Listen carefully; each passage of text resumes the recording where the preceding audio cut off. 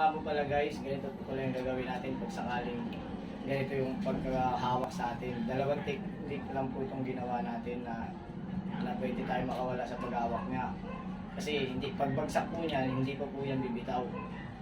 Kaya po ang gagawin natin, para po mayroon pong mas magandang paraan. Pero hindi ko po siya ibabagsak ng malakas kasi i-slow mo ko lang po. Kasi pag binagsak ko po ng malakas, baka ma-aksidente po yung kasama natin, ka-training vlog natin. Kasi asintada nga po pala yan. Tsaka maliit lang po yung space namin kasi mahirap na po tayo. Baka tumama nga po yung ulo na sa poste, pumutok. Kaya ganito na lang po ang gagawin ko, i-slow mo ko lang po yung pagbagsak namin. Tapos napakita ko po yung technique kung paano. Dito.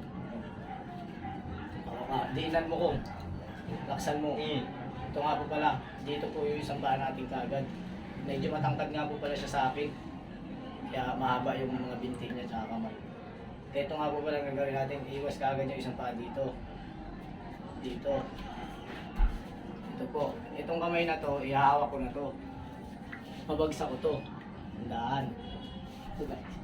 Kung sa totoo po guys, ibabagsak ko ng malakas. Tapos ang gagawin ko po guys, dahil lalaban mo siya, hindi pa po siya bibitaw. Ang gagawin ko po guys, bibitawan natin yung isang kamay natin. Hawak po tayo dito. Hindi niya naman po alam yung gagawin natin eh. Dito guys. Ito nga po pala yung technique guys. Papakita ko. Pakita mo, be. Ito yung technique nga po pala guys. Ito, pipigayin lang po natin yung itlog guys. Ito. Yan. Yan lang ang